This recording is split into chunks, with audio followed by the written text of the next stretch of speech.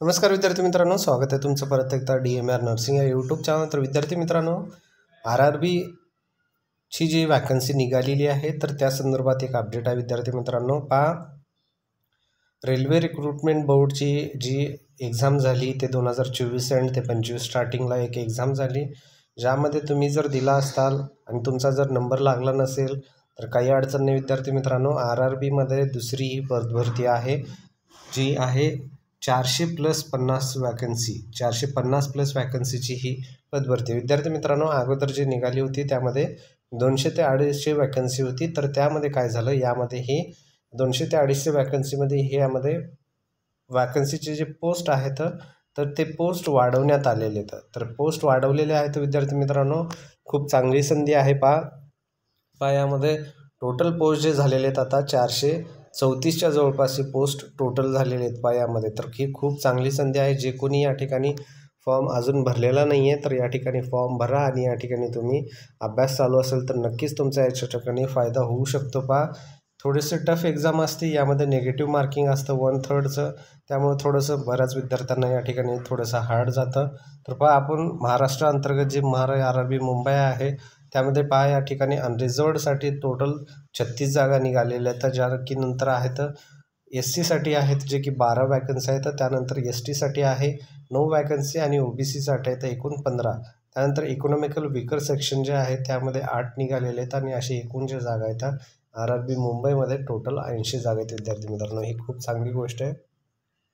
जे कोणी RRBची तयारी करते त्यासाठी पहा, RRB paramedical staff nurse online exam CBT single स्टेजमध्ये आहे, ज्यामध्ये ही पदभरतीची वॅकन्सी वाढलेली आहे. अगोदर किती वॅकन्सी होती ते आपण ऑलरेडी कंप्लीट PDFच्या व्हिडिओमध्ये आपण सांगितलेलं आहे, जे की 250-200च्या जवळपास होते, जे वाढून आता हे पदं जे आहेत झालेले तर 450च्या जवळपास झालेले आहेत, तर 434. तर पहा, थोडंसं टफ आहे. तुम्ही जर कन्सिस्टंट राहत असाल, तुम्ही अभ्यास चांगला करत असाल तर ही पोस्ट निघणं पण काही हार्ड नाही आहे. विद्यार्थी मित्रांनो, तुम्हाला फक्त डेली अभ्यास करावा लागेल. यामध्ये तुमचा पॅटर्न असा असतो की 100 मार्काचं 100 क्वेश्चन असतात, ज्यामध्ये तुम्हाला 100 क्वेश्चनमध्ये तुम्हाला 70 क्वेश्चन जे असतात हे टेक्निकल असतात, जे की तुमच्या फील्डचे रिलेटेड असतात. बाकीचे 30 जे क्वेश्चन आहेत ते नॉन टेक्निकल, म्हणजे की बुद्धिमत्ता, जी मराठी वगैरे, ग्रामर म्हणा, त्यानंतर रिझनिंग वगैरे, सोशल सायन्स, जनरल नॉलेज, ह्या बाकीचे जे आहेत ते सेक्शन याच्यामध्ये मोडले जातात. तर अशा प्रकारची पदभरती आहे.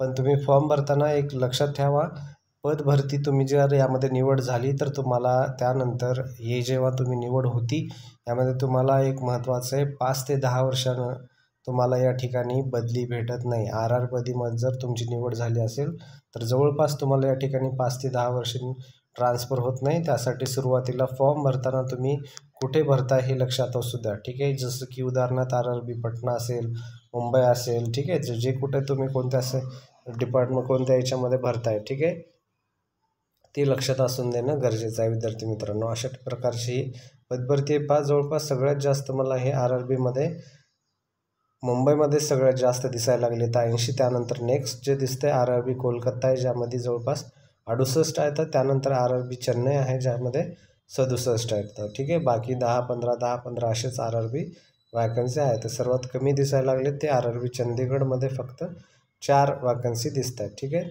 पहा, अशा प्रकारचं अपडेट आहे, जे की RRB पोस्ट जे आहेत, वॅकन्सी ज्या आहेत त्या वाढलेल्या आहेत, त्या संदर्भात हे व्हिडिओ आहे. जर व्हिडिओ आवडला असेल तर नक्की व्हिडिओला लाईक करा, चॅनल सबस्क्राईब करा.